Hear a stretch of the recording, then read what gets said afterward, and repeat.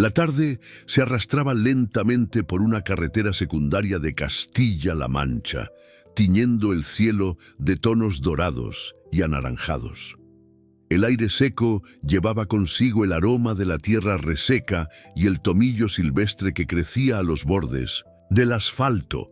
Un camión solitario rompía el silencio, su motor diésel rugiendo como un animal cansado. En el lateral de la carrocería, una sola palabra destacaba en letras desgastadas: esperanza. ¡Qué ironía!, pensé mientras ajustaba mis manos sudorosas en el volante. Esperanza, un nombre que había elegido mi Elena hace 15 años, cuando compramos este camión usado en un desguace de Burgos. Todos necesitamos esperanza, Miguel, me había dicho, con esa sonrisa que iluminaba hasta los días más grises.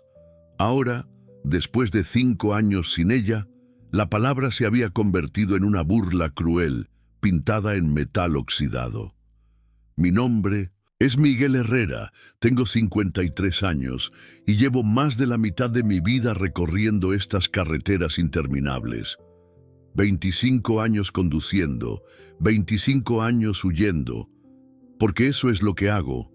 Huyo de la casa vacía en Salamanca, huyo de las fotografías que cubren de polvo, huyo del silencio que se volvió ensordecedor después del accidente. El sol comenzaba a ponerse detrás de los campos de girasoles marchitos, creando sombras alargadas que parecían dedos esqueléticos apuntando hacia el horizonte. El olor a gasóleo se mezclaba con el aire caliente que entraba por la ventanilla entreabierta. Mi camisa estaba empapada de sudor, no solo por el calor agobiante de agosto, sino por la tensión constante que llevaba clavada en los hombros desde hacía años. La carretera se extendía ante mí como una cinta negra sin fin, flanqueada por olivares centenarios y tierras de labor que habían conocido mejores tiempos. Este era mi mundo: asfalto, gasóleo y el zumbido hipnótico de los neumáticos contra el pavimento. Un mundo donde podía desaparecer, donde nadie me conocía ni me hacía preguntas incómodas. Llevaba 3 días seguidos en la carretera, transportando maquinaria agrícola desde Zaragoza hasta Almería. 3 días durmiendo en la cabina, alimentándome de bocadillos rancios y café amargo de las estaciones de servicio. Era más fácil así. En movimiento constante, no tenía tiempo para pensar, para recordar, para sentir ese nudo en la garganta que me ahogaba cada vez que paraba demasiado tiempo en el mismo lugar. El aire acondicionado había dejado de funcionar cerca de Cuenca y ahora el calor era sofocante dentro de la cabina. Gotas de sudor me corrían por la frente, mezclándose con el polvo que se colaba por todas partes. Mis manos, ásperas y callosas después de tantos años agarrando el volante, temblaban ligeramente. No por el cansancio, sino por algo más profundo, una inquietud que me roía por dentro, como si supiera que algo estaba a punto de cambiar. La radio crepitaba con estática, intercalando fragmentos de una canción de Joaquín Sabina con el sonido áspero de las ondas perdidas. Y nos dieron las 10 y las 11, las 12 y la 1 y las 2 y las 3. La letra se perdía entre interferencias, pero las palabras me llegaban como puñaladas. Elena solía cantarla mientras preparaba la cena, moviendo las caderas al ritmo de la música con esa gracia natural que tenía para convertir los momentos más ordinarios en extraordinarios. Sacudí la cabeza tratando de espantar los recuerdos. No podía permitírmelo. No ahora, no cuando tenía por delante otras 4 horas de conducción hasta llegar a un área de descanso donde poder parar la noche. El paisaje comenzaba a transformarse. Los campos de cereales daban paso a terrenos más áridos, salpicados de encinas solitarias que se alzaban como centinelas silenciosos. El asfalto irradiaba ondas de calor que distorsionaban la visión, creando espejismos que bailaban en la distancia. Era como conducir a través de un sueño febril, donde la realidad se volvía líquida y las líneas se difuminaban. Mis ojos, enrojecidos por el cansancio y el polvo, se fijaron en el retrovisor. Solo veía mi propio reflejo. Un hombre envejecido prematuramente, con canas precoces que asomaban en las sienes, arrugas profundas marcadas por el sol y la preocupación, y una barba de 3 días que ya no me molestaba en afeitar. Era el rostro de alguien que había perdido demasiado y había dejado de creer en segundas oportunidades. El motor del camión gruñía mientras subía una pequeña pendiente. «Vamos, Esperanza», murmuré, dándole palmaditas al salpicadero como si fuera un animal cansado. «Solo un poco más». El camión respondió con un rugido más fuerte, como si también él estuviera agotado de tanto caminar sin rumbo fijo. Era en momentos como este, cuando la soledad se volvía casi física, cuando más extrañaba a Elena. No solo su presencia, sino su capacidad para encontrar belleza en las cosas más simples. Ella habría visto poesía en estos campos dorados, habría señalado los colores del atardecer, habría hecho que me detuviera a respirar el aroma de la lavanda silvestre. Pero Elena ya no estaba, y yo había perdido la habilidad de ver más. Allá del asfalto gris, el silencio dentro de la cabina era asfixiante. Solo se oía el rugido constante del motor, el siseo del aire que se colaba por las rendijas y el latido sordo de mi propio corazón. Un corazón que había aprendido a latir en soledad, que había olvidado el ritmo de la compañía. Mis pensamientos fueron interrumpidos por algo que captó mi atención a lo lejos. Al principio pensé que era otro espejismo, otra ilusión creada por el calor y el cansancio. Pero mientras me acercaba, la imagen se volvía más nítida, más real, más perturbadora. Allí, en el arcén de tierra seca, bajo la sombra escasa de una encina centenaria, había una figura humana. Una mujer. Estaba sentada en el suelo, cubierta de polvo, con la ropa desgastada y el cabello desgreñado que caía sobre su rostro. No se movía, no gesticulaba pidiendo ayuda. Simplemente estaba allí, como si hubiera sido abandonada por el mundo. Y junto a ella, abrazándola como si fuera su único escudo contra la inmensidad hostil del paisaje, había un niño pequeño, de unos 5 años, con el rostro sucio y la ropa arrugada. Pero lo que más me impactó, lo que hizo que mi pie encontrara instintivamente el freno, fue la curva prominente de su vientre. Estaba embarazada. El camión se detuvo con un chirrido de frenos que rompió el silencio de la tarde como un grito. El motor siguió rugiendo en ralentí mientras yo me quedaba paralizado, con las manos aferradas al volante, contemplando esa escena que parecía salida de una pesadilla. ¿Qué hacía una mujer embarazada con un niño pequeño, abandonada en medio de ninguna parte? ¿Dónde estaba su familia? ¿Cómo habían llegado hasta allí? Las preguntas se agolpaban en mi mente mientras el corazón me latía con fuerza. Parte de mí quería acelerar y seguir adelante. No era mi problema. Ya tenía suficientes cargas propias como para añadir las de una desconocida. Pero otra parte, una parte que creía muerta desde el accidente, me empujaba a bajar del camión. Elena siempre decía que las casualidades no existen, que las personas se cruzan en nuestras vidas cuando más las necesitamos o cuando más nos necesitan. Los ángeles a veces vienen disfrazados de problemas, Miguel. Solía decir con esa sabiduría simple que la caracterizaba. Apagué el motor. El silencio súbito fue ensordecedor. Solo se oía el viento seco arrastrando hojas secas por el asfalto y el canto lejano de las cigarras en los campos. Mis manos temblaban mientras abría la puerta de la cabina. Era ahora o nunca. Podía seguir huyendo de la vida o podía enfrentarme a lo que el destino había puesto en mi camino. Por primera vez en 5 años sentí que tenía una elección real que hacer. Y por primera vez en mucho tiempo, Elegí quedarme. Mis botas golpearon el asfalto caliente con un sonido seco que resonó en el silencio de la tarde. El calor me golpeó la cara como una bofetada, pero no era nada comparado con el peso que sentía en el pecho mientras me acercaba a aquella escena que parecía sacada de mis peores pesadillas. La mujer no había levantado la mirada. Permanecía sentada en la tierra seca, con la espalda apoyada contra el tronco rugoso de la encina, como si fuera parte del paisaje desolado. Su cabello castaño, enredado y cubierto de polvo, caía sobre su rostro, ocultando sus facciones. La ropa, que alguna vez debió ser un vestido floreado, ahora era apenas un harapo descolorido que se pegaba a su cuerpo por el sudor y la suciedad. El niño fue el primero en notar mi presencia.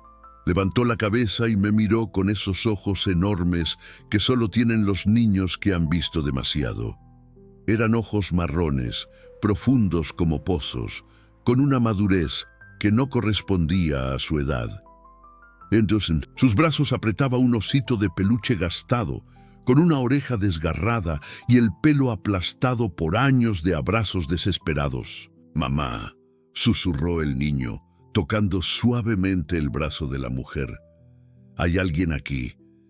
Ella levantó la cabeza lentamente, como si le costara un esfuerzo sobrehumano. Lo que vi me partió el alma. Su rostro estaba demacrado, con los pómulos marcados por la deshidratación y los labios agrietados como la tierra seca bajo nuestros pies. Pero fueron sus ojos los que me detuvieron en seco.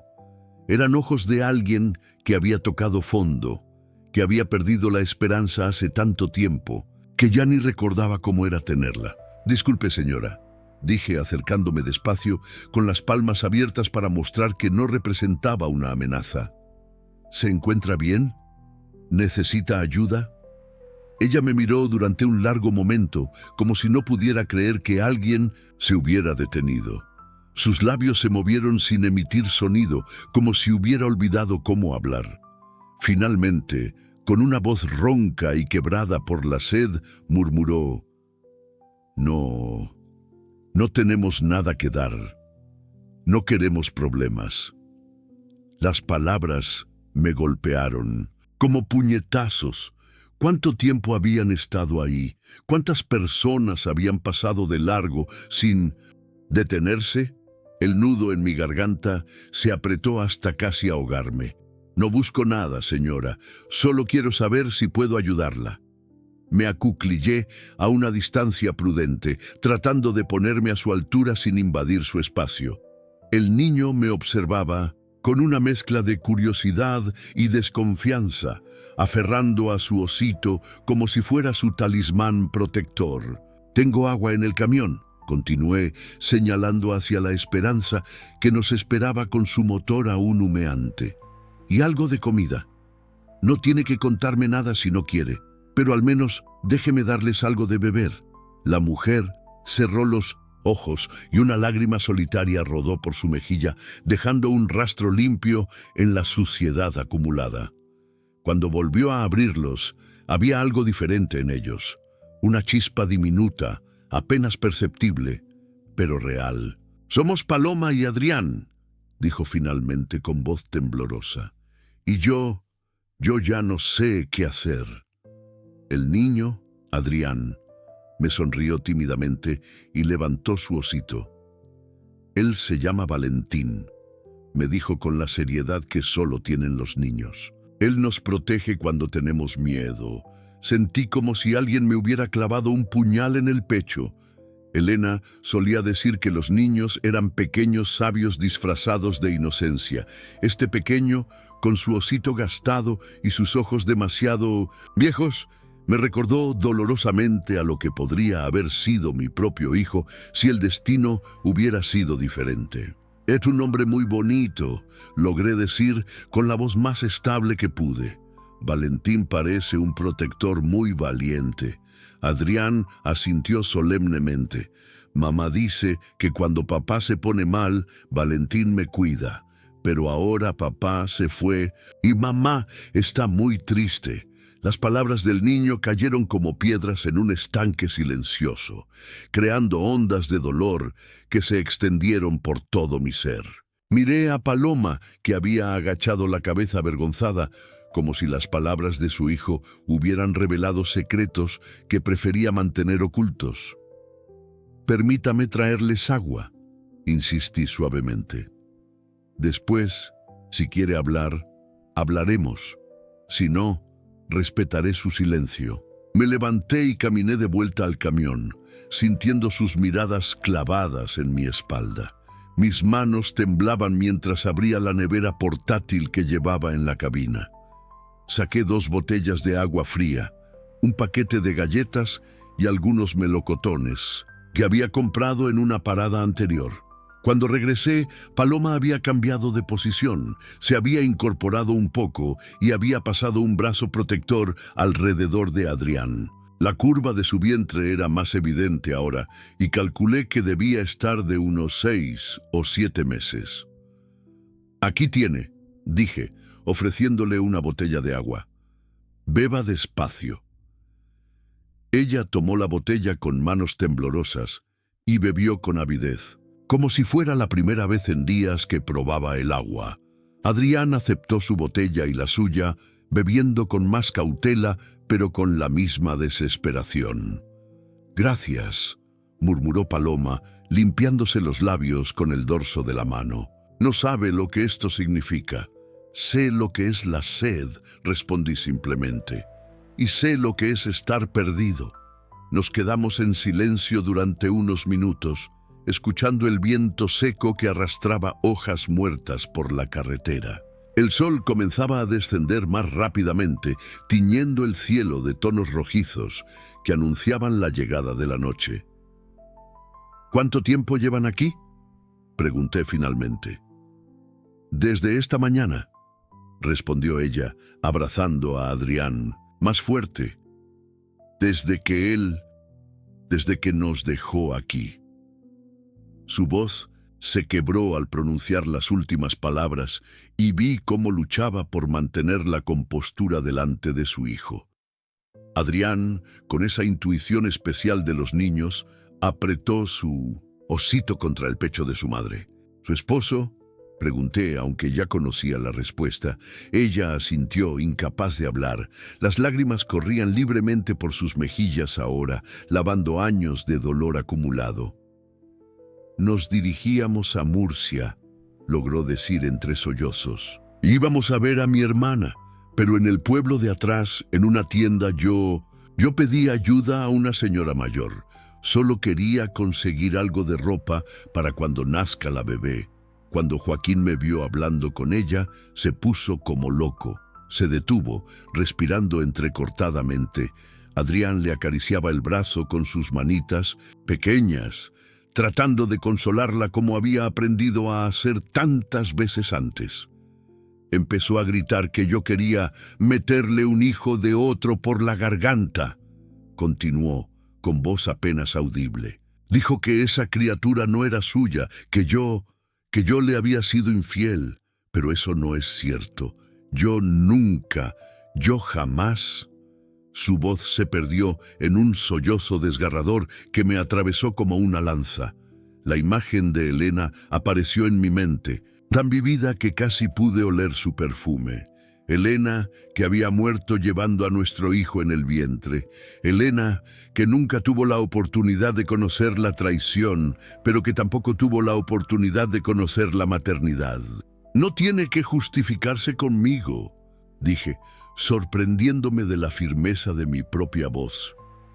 Algunas personas pierden la razón cuando el miedo los consume. Paloma me miró con una expresión de gratitud tan intensa que tuve que apartar la vista. «Me sacó del coche a empujones», continuó. «Adrián lloraba, se aferraba a mí, pero Joaquín no le importó. Nos dejó aquí y se fue. Dijo que si éramos tan independientes, que nos las arregláramos solas». El silencio que siguió fue pesado como una losa. Adrián había dejado de acariciar a su madre y ahora me miraba fijamente, con esos ojos que habían visto demasiado para su edad. ¿Usted también va a irse?, preguntó el niño, con una inocencia que me partió el corazón. La pregunta flotó en el aire como una acusación. ¿Iba a irme? ¿Iba a seguir con mi vida como si nada hubiera pasado? ¿Iba a añadir mi indiferencia a la lista de abandonos que ya habían sufrido? Miré hacia mi camión, hacia la palabra esperanza, pintada en su costado. Luego miré a Paloma, embarazada y vulnerable, y a Adrián, con su osito protector y sus ojos llenos de preguntas que no debería tener que hacer a su edad. Elena siempre decía que los milagros vienen disfrazados de oportunidades para hacer el bien. Tal vez esto no era una casualidad. Tal vez era mi oportunidad de redimirme, de hacer algo bueno después de 5 años de huir de todo lo que importaba. No, dije, mirando directamente a los ojos de Adrián. No me voy a ir, al menos no sin ustedes. Por primera vez desde 1900 que los había visto, Paloma sonrió. Fue una sonrisa pequeña, frágil como el ala de una mariposa, pero real. Y en ese momento sentí algo que había creído perdido para siempre, un propósito. La cabina del camión se llenó de un silencio diferente. No era el silencio pesado de la soledad al que me había acostumbrado, sino algo más cálido, más humano. Paloma se había acomodado en el asiento del pasajero, con Adrián en su regazo, ambos mirando por la ventanilla como si no pudieran creer que estuvieran a salvo. ¿A dónde vamos?, preguntó Paloma, su voz ya más firme después del agua y las galletas. A Albacete, respondí, poniendo en marcha el motor. Conozco un lugar donde pueden descansar esta noche. Mañana veremos qué hacemos. Adrián se giró para mirarme, aún abrazando a Valentín. ¿Es muy lejos? 1 hora, quizás menos, le sonreí. ¿Te gusta viajar en camión? El niño asintió tímidamente. Era la primera vez que lo veía sonreír, aunque fuera apenas una sombra de sonrisa. Mi abuelo tenía un camión pequeño, dijo. Me llevaba a recoger aceitunas. ¿Dónde? ¿Está tu abuelo ahora?, pregunté inmediatamente, arrepintiéndome. La expresión de Adrián se entristeció. Se fue al cielo cuando yo era más pequeño. Paloma acarició el cabello de su hijo. Era mi padre, explicó. Joaquín nunca lo conoció. Papá murió antes de que nos casáramos. Algo en su tono me hizo entender que su padre habría manejado las cosas de manera diferente, que probablemente Joaquín nunca habría llegado tan lejos si el viejo hubiera estado vivo. El camión rodaba suavemente por la carretera y poco a poco pude sentir cómo la tensión se aliviaba en sus cuerpos. Adrián comenzó a hacer preguntas sobre los botones del tablero, sobre por qué el camión hacía tantos ruidos diferentes. Sus preguntas infantiles llenaban el espacio de una manera que me sorprendió. ¿Usted tiene hijos?, preguntó de repente, con esa falta de filtro que caracteriza a los niños. Sentí el familiar nudo en la garganta. No, logré decir. No tengo hijos. ¿Por qué? Adrián, lo reprendió suavemente su madre. No hagas preguntas personales. Está bien, dije, aunque no lo estaba. A veces las cosas no salen como las planeamos. El niño me estudió con esos ojos demasiado sabios. Como cuando papá se pone triste y dice cosas feas. Algo así. Paloma me miró de reojo. Había algo en su expresión que me decía que entendía que mi historia también estaba marcada por pérdidas. ¿Cómo se llama usted?, preguntó ella. Miguel Herrera. Gracias, Miguel, dijo simplemente. No sabe lo que significa que se haya parado. Cualquiera lo habría hecho. No, negó con la cabeza. Pasaron 3 coches antes que usted. Ninguno se detuvo. Esas palabras me dolieron más de lo que esperaba. ¿En qué se había convertido el mundo? ¿cuándo habíamos dejado de ver el dolor de otros? Bueno, yo me detuve, dije, y eso es lo que importa ahora. Adrián bostezó y se acurrucó más contra su madre. El movimiento del camión y la seguridad de estar dentro de una cabina cálida lo estaban relajando. ¿La bebé también va a viajar en camión?, preguntó, tocando suavemente el vientre de su madre. No lo sé, mi amor, respondió Paloma. Todavía no sabemos dónde vamos a vivir. Podríamos vivir en el camión, sugirió Adrián, con la lógica simple de un niño. Es grande y tiene cama. Paloma sonrió tristemente. Los camiones son para viajar, no para vivir. ¿Y por qué no?, insistió el niño. Miguel vive en su camión, ¿verdad? La pregunta me tomó desprevenido. ¿Vivía en mi camión? En cierto sentido, sí. Era donde pasaba la mayor parte de mi tiempo, donde dormía más noches que en mi propia casa. A veces, admití, cuando trabajo muchos días seguidos. ¿Se siente solo?, preguntó Adrián con esa curiosidad despiadada de los niños. Esta vez tardé más en responder. Paloma me miraba, esperando mi respuesta tanto como su hijo. Sí, dije finalmente. A veces me siento muy solo. Nosotros también nos sentimos solos, dijo Adrián. Pero ahora estamos juntos, así que ya no estamos tan solos. La sabiduría de sus palabras me atravesó como una flecha. Este niño de 5 años había resumido en una frase lo que yo había estado evitando entender durante años. Que la soledad no se cura escondiéndose, sino compartiendo. Tienes razón, le dije. Ya no estamos tan solos. El sol se había puesto completamente y las luces del camión iluminaban la carretera que se extendía hacia Albacete. Adrián se había quedado dormido y Paloma lo mecía suavemente mientras miraba por la ventanilla. Miguel, dijo en voz baja, ¿puedo preguntarle algo? Por supuesto.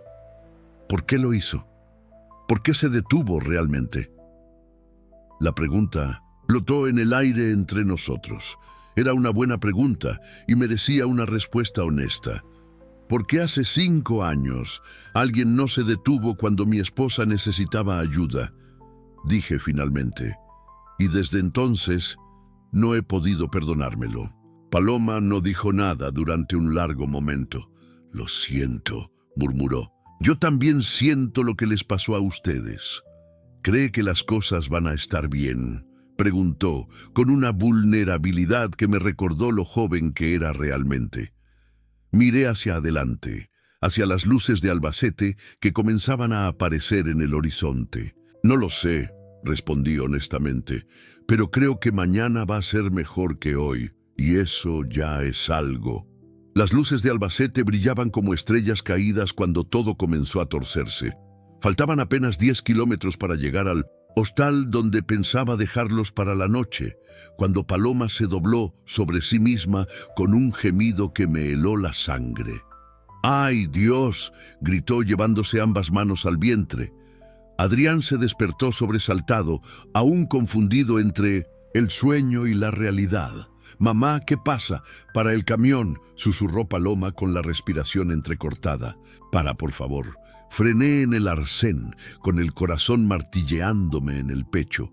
Las luces de emergencia parpadearon, creando un resplandor rojizo en la cabina. Paloma respiraba de forma irregular, con los ojos cerrados y el rostro contraído de dolor. «¿Qué siente?», pregunté, tratando de mantener la calma, aunque por dentro me consumía el pánico. «Contracciones», logró decir entre jadeos. «Pero no puede ser, aún faltan 2 meses». Adrián comenzó a llorar, abrazando a Valentín con fuerza. «Mamá, ¿se va a morir la bebé?» «No, mi amor», mintió Paloma, aunque el terror en mí me siento sin nombre. Sus ojos decían lo contrario. «Todo va a estar bien», pero no estaba bien. Nada estaba bien. El dolor parecía intensificarse, y Paloma se aferraba al borde del asiento como si fuera lo único que la mantenía consciente. «Tenemos que llegar», Al hospital, dije, arrancando el motor. Aguante, ya casi llegamos. No puedo más. Gemía, con lágrimas rodando por sus mejillas. El camión rugió mientras pisé el acelerador más de lo prudente.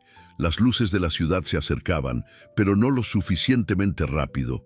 Cada gemido de dolor de Paloma era como un puñal clavándose en mis entrañas, recordándome aquella noche horrible 5 años atrás, cuando Elena... No, murmuré entre dientes. No otra vez. No ahora. En ese momento, como si el destino hubiera decidido que ya no habíamos sufrido suficiente, escuché un ruido metálico que conocía demasiado bien. El motor comenzó a fallar. «Vamos, Esperanza», supliqué, golpeando el volante. «Ahora no. Por favor, ahora no». Pero el camión tenía otros planes. El motor tosió una vez más y se apagó completamente, dejándonos varados en medio de la carretera, a 5 kilómetros del hospital más cercano. El silencio que siguió fue ensordecedor. Solo se oía la respiración laboriosa de Paloma y los sollozos quedos de Adrián. «¿Qué hacemos ahora?», preguntó el niño, con una voz tan pequeña que apenas se oía. No tenía respuesta. Miré mi teléfono móvil, sin señal. Estábamos en una zona muerta, sin cobertura, sin ayuda posible. Paloma se retorcía de dolor en el asiento y yo me sentía completamente inútil. «Miguel», susurró Paloma, agarrándome del brazo con una fuerza desesperada. «No puedo perder a esta bebé. Es todo lo que me queda de esperanza». Sus palabras me atravesaron como una lanza. Elena había dicho algo similar aquella noche, cuando el dolor se volvió insoportable y el hospital estaba demasiado lejos. «Es nuestro milagro, Miguel», había susurrado. «No podemos perderlo». Pero lo habíamos perdido. Los había perdido a ambos. «No va a pasar nada», dije, aunque mi voz temblaba tanto como mis manos. «Voy a buscar ayuda». «No me dejes», suplicó Paloma, aferrándose a mi brazo. «Por favor, no me dejes sola». Adrián se acercó a mí, con Valentín en los brazos. «Miguel, ¿puedes hacer que mamá no tenga más dolor?». La pregunta del niño me destrozó.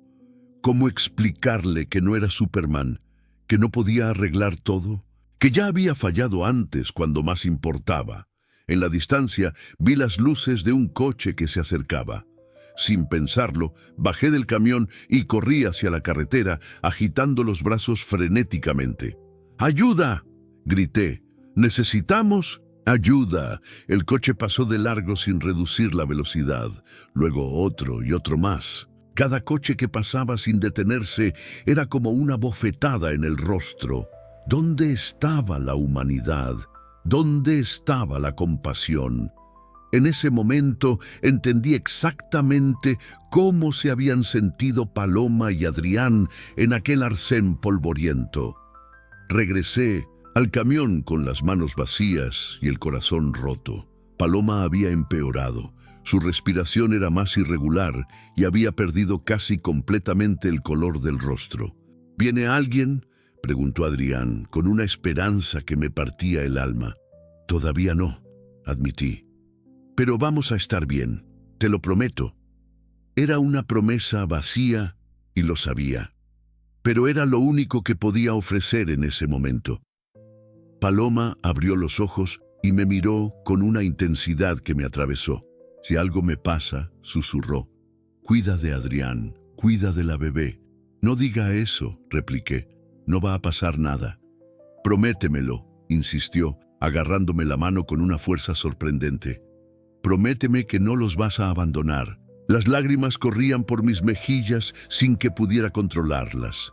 Era Elena otra vez, pidiéndome promesas que no sabía si podría cumplir. «Se lo prometo», murmuré. «Pero usted va a estar bien. Los 3 van a estar bien». En ese momento, Adrián hizo algo que jamás olvidaré. Se acercó a mí y me ofreció a Valentín. «Toma», dijo, con los ojos llenos de lágrimas, pero con una determinación férrea. Él nos protege cuando tenemos miedo. Ahora también te va a cuidar a ti. Tomé el osito gastado entre mis manos temblorosas. Era suave, cálido por tantos abrazos, y olía a inocencia y a esperanza perdida. Gracias, logré decir. Lo voy a cuidar muy bien. En la distancia, otro par de luces se acercaba. Esta vez no iba a permitir que pasaran de largo. Esta vez no iba a fallar. Me puse en medio de la carretera, con Valentín en una mano y agitando la otra como un loco. El coche redujo la velocidad, vaciló y finalmente se detuvo. Por primera vez en horas, sentí que tal vez, solo tal vez, íbamos a salir de esta pesadilla. El coche que se detuvo era un Seat León blanco, con una pareja joven en el interior. El conductor bajó la ventanilla con cautela, claramente nervioso, por detenerse en una carretera solitaria de noche. «¿Qué ocurre?», preguntó, manteniendo la distancia. «Mi amiga está de parto», grité, señalando hacia el camión. «Necesitamos llegar al hospital urgentemente. Mi camión se averió». La mujer del asiento del pasajero se inclinó para verme mejor. «¿De parto? ¿Aquí? Es prematuro. Por favor, necesitamos su ayuda». Vi cómo se miraban entre ellos, debatiendo internamente, segundos que se sentían como horas, mientras Paloma sufría en la cabina. «Está bien», dijo finalmente el conductor, «pero solo ella. No cabemos todos». El mundo se detuvo. Miré hacia el camión, donde Adrián esperaba abrazado a su madre, con los ojos llenos de terror. ¿Cómo iba a separar al niño de su madre en un momento así? ¿Cómo iba a elegir entre salvar a Paloma y proteger a Adrián? «El niño también viene», dije firmemente. «No hay espacio», insistió el hombre. «Somos 2, más ella y el niño son 4. No cabemos». Sentí cómo la desesperación me consumía por dentro. Era Sophie's Choice, en versión española, en una carretera perdida de Castilla-La Mancha. «Entonces vayan solo ella y el niño», dije, aunque cada palabra me dolía. «Yo me quedo con el camión». «No», gritó Adrián desde la cabina. «No quiero ir sin Miguel». La pareja comenzó a impacientarse. Podía ver en sus rostros que empezaban a arrepentirse de haberse detenido. «Decídanse rápido», dijo la mujer. «No podemos quedarnos aquí toda la noche». En ese momento tomé la decisión más importante de mi vida. Una decisión que cambiaría todo para siempre. «Voy a llevarla yo», declaré. «¿Cómo?» «Su camión está averiado. En brazos si es necesario». Todos me miraron como si hubiera perdido la razón. Tal vez la había perdido. Pero en ese momento, mirando a Adrián aferrado a su madre moribunda, supe que no podía repetir el error de 5 años atrás. No podía quedarme inmóvil, mientras otra mujer embarazada perdía a su bebé por mi incapacidad de actuar. 5 kilómetros, murmuré, calculando mentalmente. «Puedo hacerlo en 40 minutos si corro». «Está loco», dijo el conductor. «Es imposible». Pero ya había tomado mi decisión. Regresé al camión donde Paloma luchaba contra cada nueva contracción. «Paloma», dije, tomando su rostro entre mis manos. «Voy a cargarla hasta el hospital». «No puedes», susurró. «Es demasiado lejos». «Sí puedo, y lo voy a hacer». Adrián me miraba con una mezcla de admiración y terror. «¿De verdad puedes cargar a mamá?» «Voy a intentarlo», respondí, aunque por dentro tenía mis dudas. La ayudé a bajar del camión con cuidado extremo. Pesaba mucho más de lo que había calculado y cada movimiento le causaba dolor adicional, pero estaba decidido. «Esperen», gritó la mujer del coche. «No pueden hacer eso. Es una locura». «La locura sería quedarme sin hacer nada», repliqué, acomodando a Paloma en mis brazos. «Adrián, camina a mi lado, no te separes de mí». El niño asintió solemnemente, aferrando a Valentín contra su pecho. «Suban al coche», insistió la pareja. «Encontraremos la manera». «No», dije firmemente. No voy a separar a esta familia. Vamos juntos. ¿O no vamos? Y comencé a caminar. Los primeros pasos fueron los más difíciles.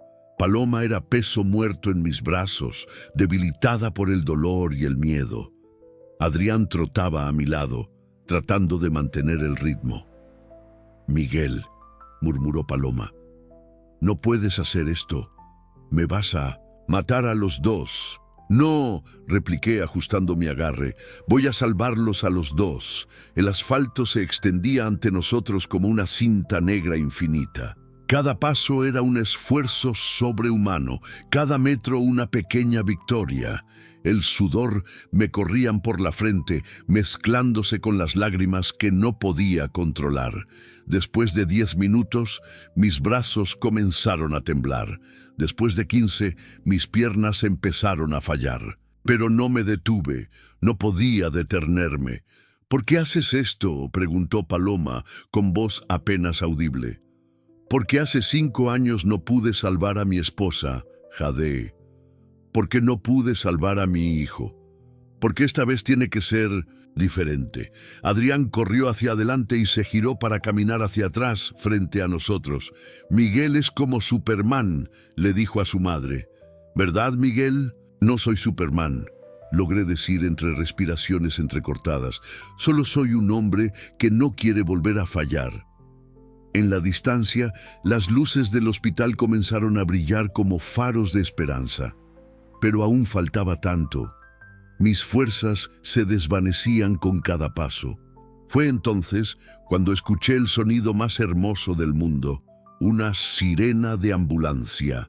El coche que se había detenido antes apareció detrás de nosotros, seguido por una ambulancia con todas las luces encendidas.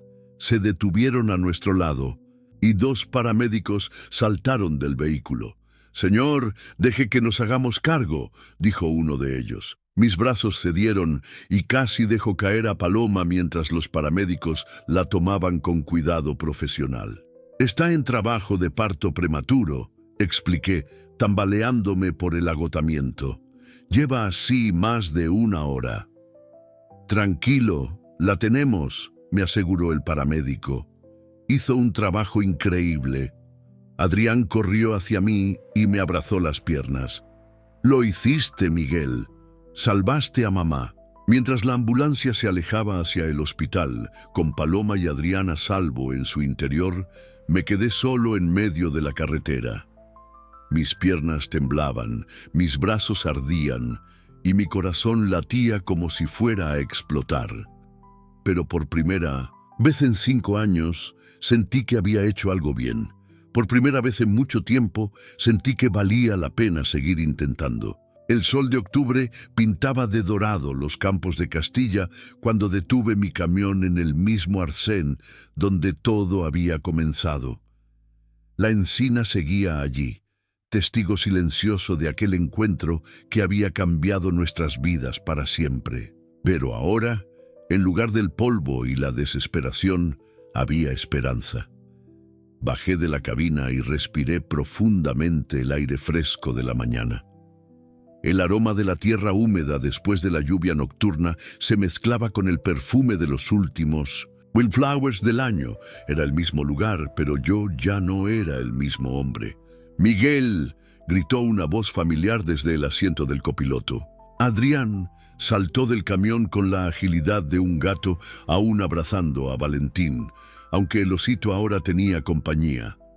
Una manta pequeña de color rosa que llevaba bordado el nombre Esperanza. «¿Por qué paramos aquí?», preguntó, mirando alrededor con curiosidad. «Porque aquí es donde nos conocimos», respondí, revolviendo su cabello. «Donde todo comenzó». Paloma bajó más lentamente, cargando en brazos a la pequeña Esperanza. La bebé dormía plácidamente, ajena al significado del lugar donde su madre había luchado por traerla al mundo. Paloma se veía completamente diferente. Tenía color en las mejillas, brillo en los ojos y esa sonrisa que había aprendido a querer como si fuera de mi propia familia. «No puedo creer que hayan pasado solo 3 meses», dijo acercándose a mí con la niña. Parece una vida entera.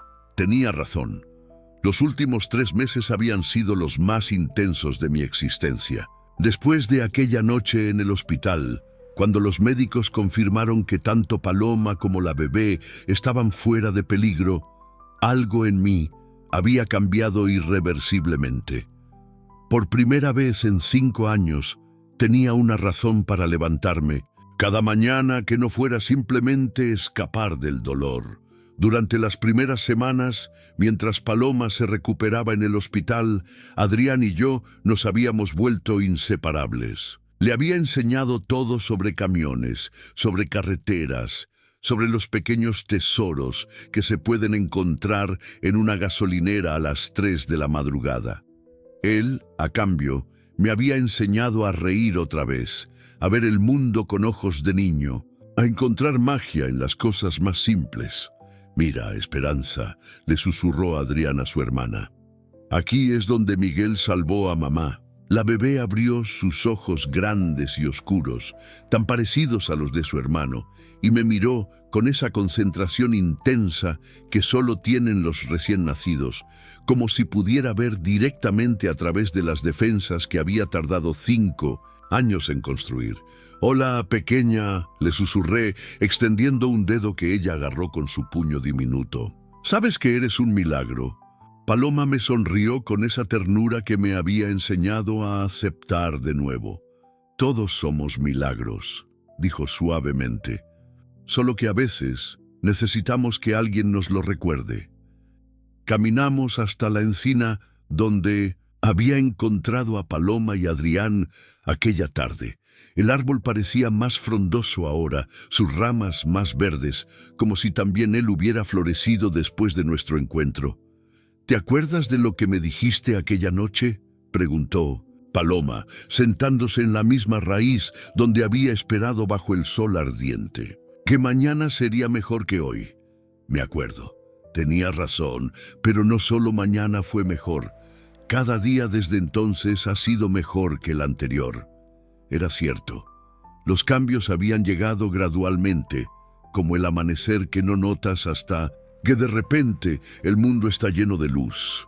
Primero había sido la decisión de no volver a Salamanca, de no esconderme más en esa casa llena de fantasmas. Luego, cuando Paloma y los niños salieron del hospital, la decisión natural de que se quedaran conmigo hasta que encontraran un lugar adecuado para vivir. Pero hasta que encontraran un lugar, se había convertido en para siempre sin que ninguno de nosotros lo dijera en voz alta. Había sucedido con la naturalidad de las estaciones que cambian. Un día, Adrián había empezado a llamar nuestra casa al apartamento que habíamos alquilado en Albacete, y al día siguiente Paloma había colgado fotografías en las paredes, y de repente éramos una familia. No una familia tradicional, ciertamente. Éramos 3 adultos rotos que se habían encontrado en el momento preciso para sanar juntos, y 2 niños que habían convertido nuestras cicatrices en fortalezas. Éramos la prueba viviente de que las familias no siempre se crean por sangre, sino por elección, por amor, por la decisión consciente de cuidarse mutuamente. «Miguel», dijo Adrián tirando de mi camisa, «¿podemos ir a ver a la abuela Carmen?». Sonreí al escuchar cómo se refería a Carmen, la dueña del bar donde habíamos parado tantas veces en nuestros viajes. Una mujer de 70 años que había adoptado a nuestra extraña familia como si fuéramos sus propios nietos, llenando de mimos a Adrián y preparando sopas especiales para Paloma durante su recuperación. «Por supuesto», respondí. «Seguramente tiene galletas nuevas para ti». «¿Y café para nosotros?», preguntó Paloma, con esa complicidad que había crecido entre nosotros durante las noches de insomnio compartido con la bebé. «Y café para nosotros». Mientras volvíamos al camión, Adrián corrió hacia adelante como siempre, explorando cada piedra interesante que encontraba en el camino. Paloma y yo caminábamos más despacio, sincronizando nuestros pasos sin pensar, como habíamos aprendido a sincronizar nuestras vidas. «Miguel», dijo con esa voz suave que usaba cuando quería hablar de algo importante. Hay algo que necesito decirte. Me detuve, sintiendo cómo mi corazón se aceleraba. Durante estos meses, había aprendido a vivir día a día, sin hacer planes a largo plazo, sin asumir que la felicidad que había encontrado sería permanente. El miedo al abandono seguía ahí, escondido en algún rincón de mi alma. ¿Qué ocurre? Joaquín firmó los papeles de divorcio la semana pasada. Las palabras flotaron en el aire entre nosotros. No era una sorpresa. Habíamos estado esperando este momento durante semanas. Joaquín había aparecido brevemente después del nacimiento de Esperanza, pero había sido evidente que el hombre que había abandonado a su familia en una carretera ya no existía. En su lugar había un extraño amargado que no reconocía a la mujer fuerte en la que Paloma se había convertido, ni al padre protector que Adrián había encontrado en mí. ¿Cómo te sientes?, pregunté. Libre, respondió sin vacilar. Por primera vez en años, completamente libre. Esperanza despertó en ese momento y comenzó a hacer esos ruiditos pequeños que significaban que tenía hambre. Paloma la meció suavemente, con esa gracia natural de las madres que han aprendido a interpretar cada necesidad de sus hijos. Hay algo más, continuó, mirándome directamente a los ojos. Quiero que sepas que lo que tenemos, esto que hemos construido, no es por gratitud, no es porque me salvaste aquella noche o porque nos has cuidado estos meses. Paloma, déjame terminar, me interrumpió gentilmente. Es porque me enamoré del hombre que eres, del hombre que siempre has sido, pero que habías olvidado cómo ser. Sus palabras me golpearon como una ola, tibia, lavando años de culpa y soledad acumulada. Me enamoré de Elena cuando tenía 25 años y creía que el amor era fuegos artificiales y promesas eternas. Pero esto era diferente. Esto era amor de adultos que han conocido la pérdida, que saben que la vida es frágil y que cada día juntos es un regalo que no se puede dar por sentado. Yo también me enamoré, logré decir, aunque mi voz salió más ronca de lo que esperaba. De ti, de Adrián, de Esperanza, de la familia, que me devolvieron sin que me diera cuenta. Paloma sonrió, y en esa sonrisa vi reflejado todo lo que habíamos construido juntos.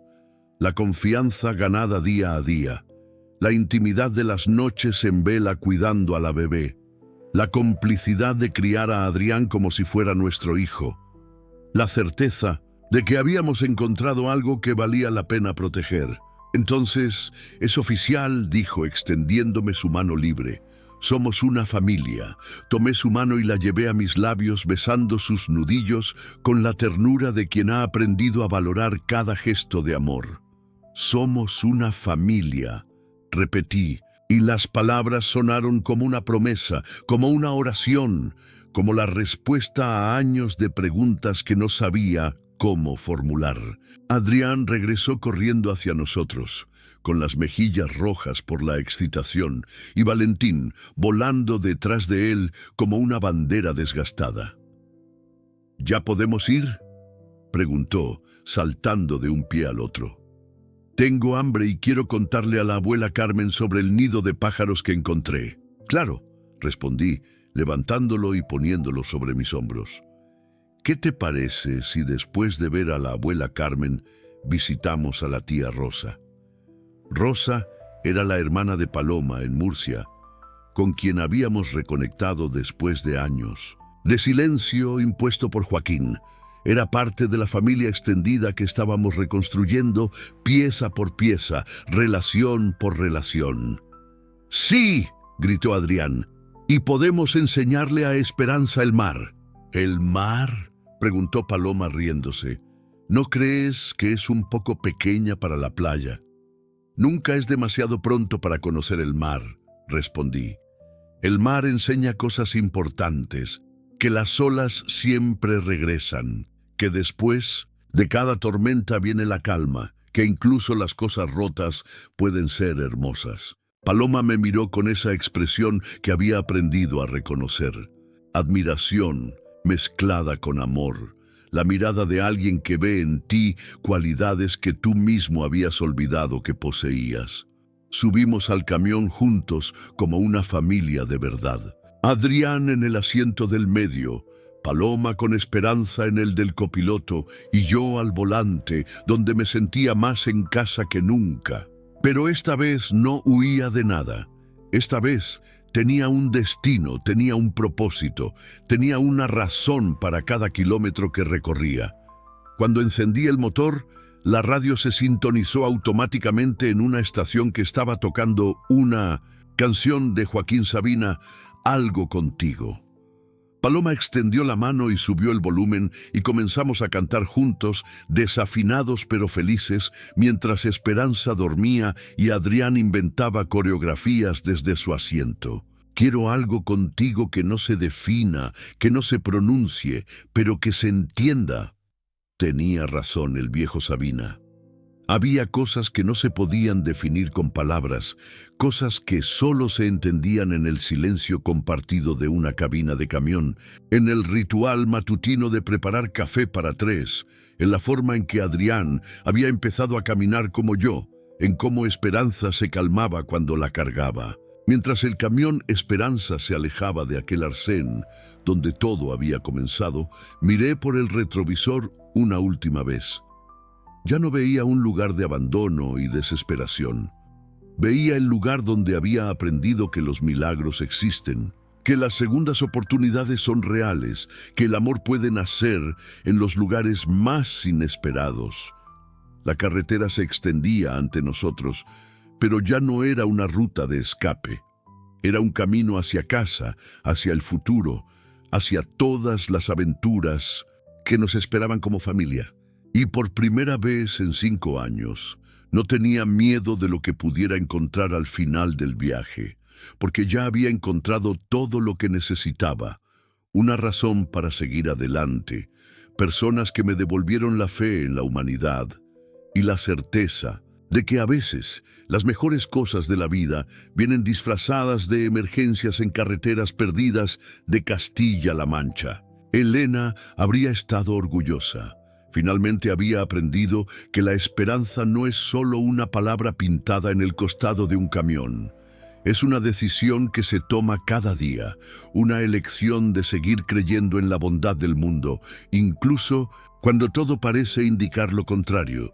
Y mientras conducía hacia nuestro futuro, con mi nueva familia cantando canciones desafinadas a mi lado, supe que había elegido bien.